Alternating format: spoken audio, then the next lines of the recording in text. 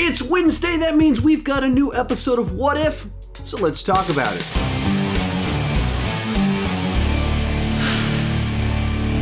Hi, my name is Sean, and I love to talk about movies and TV way too much. With that in mind, go ahead and join me down below in the comment section. Share your take on episode 3 of What If. And this is a spoiler review, so feel free to spoil down below in the comment section. No need to put spoiler warnings, and if you haven't watched the episode yet, you have been warned. With that said, let's get started. And right off the bat, one of the things I'm enjoying about What If is that each of the 3 episodes that we've gotten thus far handle the what if situation so radically differently. Episode 1, it was Captain America the First Avenger, except different. Episode 2 took characters we know but told a brand new story. And then this one takes 3 different movies, sort of 4 if you add Avengers into the mix and Loki's Conquest of Earth, and remixes them, tells an all-new story, and it's a mystery. Whereas the first 2 episodes told you right up front, we changed this, and now let's see how it unfolds. How did that change things? With episode 3, we don't know what the change was. We don't know what it was. That's the big twist reveal at the end of it about what happened with Hope. And it was years before this episode took place, and we're seeing the trickle down further down the line and how it plays into these stories we're familiar with. Another thing that was fun about this one is that they're playing off one of these ideas that they've said that we kind of knew out there, that 3 MCU movies took place over the span of a couple of days. That's not actually new information. That timeline's been out there. But telling an individual story that intertwines with all of them and puts it front and center, like, right, all of this was kind of happening right at the same time, that's interesting and kind of fun.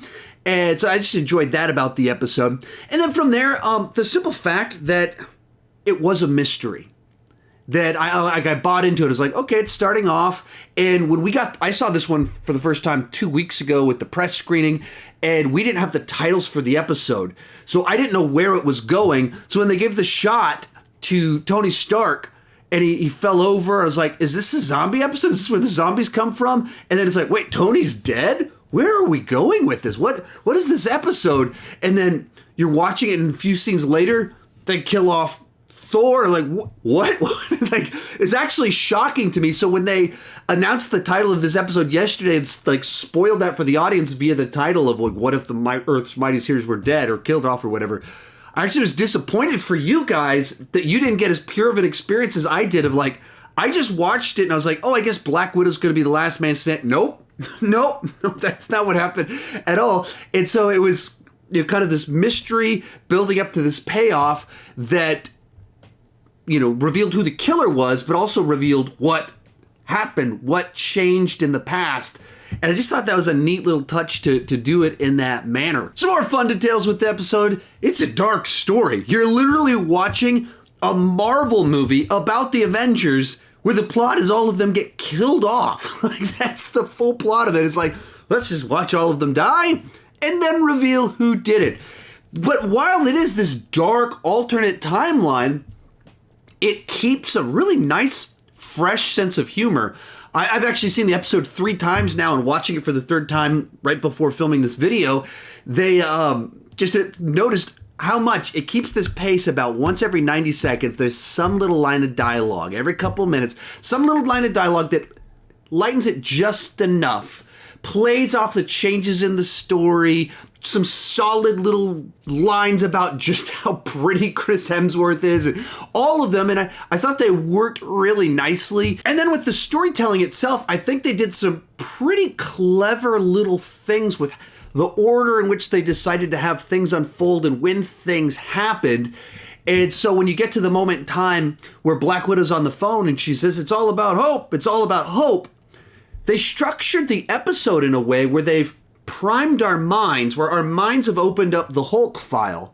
And so this person screaming Hulk and hope, they do sound different enough, but they sound similar enough at the same time that you really can mishear it. You really do mishear it when you don't know what you're listening to. But when you watch it a second time, she's saying hope. Like, that's what she's saying. But when your brain is primed to hear something different, you hear it. And that's just an interesting way of doing storytelling. And in particular, where you have this this way they could do this, where there were 3 movies that took place in a short period of time, and you could structure when each of them are killed off and in which way, so that you could tease the audience. That's just a clever piece of writing that they put in here that fits into a mystery story like this nicely. The episode also has just like a bunch of these nice little details that they decided to include in here. They're just kind of interesting for MCU fans, like Black Widow knowing Betsy Ross, Thunderbolt Ross's daughter, Bruce Banner's love interest in the Incredible Hulk. That's not information that we independently knew inside of the MCU. So they just kind of have that, and they establish kind of this backstory that even fleshes out the MCU that we do know, gives us more information about our main timeline. And then you get to the end of it, and you have Hank Pym in the yellow jacket suit, and it doesn't make any point of it. It doesn't overstate it. It doesn't have like, this tech was going to be... No, it just goes for it, and it like doesn't need to over-explain things. It knows we've been paying attention. So there's just a lot of those sorts of details that are kind of in there. And then the last one is that they put Mark Ruffalo in this episode as Bruce Banner, which is just interesting because obviously Edward Norton played Bruce Banner in this movie. They're not going to call him up and be like, hey man, want to come in to reprise your Hulk role? Of course they're not going to do that. And so that creates the scenario where a different actor is now in the animated version where we retell this story just a little bit and throw him in there.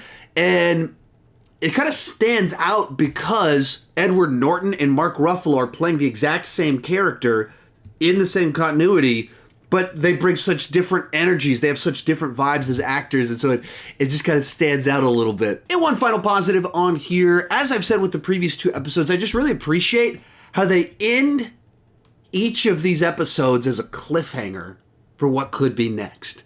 So you get to the end of this episode, Loki has taken over the Earth. He's succeeding what he wanted to do in Avengers, but now because the Avengers are gone, he decides to just kind of take over. So you have Nick Fury trying to figure out, what am I going to do to save the Earth? And it ends with the 2 captains, that he's there with frozen Steve Rogers, Captain Marvel behind him, and you're like, oh, is this going to happen? Episode ends. And every single one of these cliffhangers, I've dug it, and I liked what they're doing with that. And I want to see that episode. I want to see that next thing in each of these timelines, in each of these different what-if continuities. Only a couple negatives here, and it's really just the same negatives that I've mentioned before on several of these. First one being, they had 45 minutes of story they could have told here. They could have added 10 minutes to the episode pretty easily. Just give it a little bit more room to breathe. I mean, just even rewatching it, I mean, it just goes so fast between each of these segments to move to the next piece of the mystery. And there's no room to breathe, process, speculate. There's not really a lot of ways the audience could have put this together because it's just moving so quickly from plot point to plot point to plot point. Ta-da! Here's the reveal.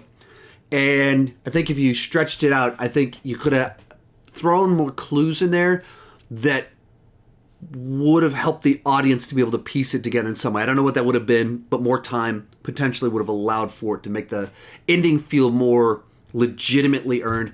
And the other one, same thing I mentioned in my non-spoiler review, especially in an episode like this, where you have so many returning voices, and then Black Widow is someone different.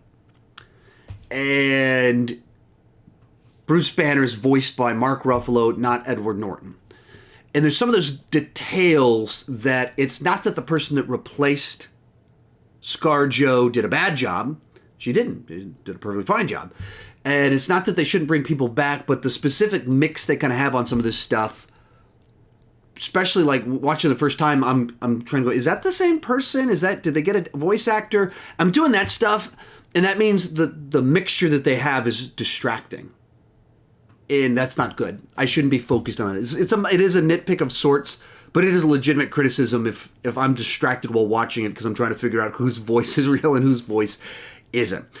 Overall, we're 3 episodes into What If, and I've had now 2.5 weeks to process the show as a whole, and I'm having a lot of fun with it. It doesn't have the urgency of Loki or WandaVision, where I just felt like, man, I can't wait for the next episode. You don't get to the end of these episodes and think, I got to see next week's episode now because it's a cliffhanger to an episode we're not seeing. It doesn't have the urgency of those other shows, but there is a nice novelty to it of like, what are we going to see this week? How are they going to tell the story? How are they going to turn the MCU on its head? And even, is it going to be serious? Is it going to be fun? Is it going to be emotional? They have had such different stuff they're doing, and I'm really enjoying the experience of it all. Let me know what you thought down below in the comment section. I changed my format up on this review for these what if episodes. Doing the plot by point through the whole thing I don't think works as well, because there's a bunch of stuff that happens that doesn't feel like it needs to be dissected, so I'm just reciting the plot to you. It just doesn't interest me. Let me know your thoughts on the different style down below in the comment section, and keep talking movies and TV too much.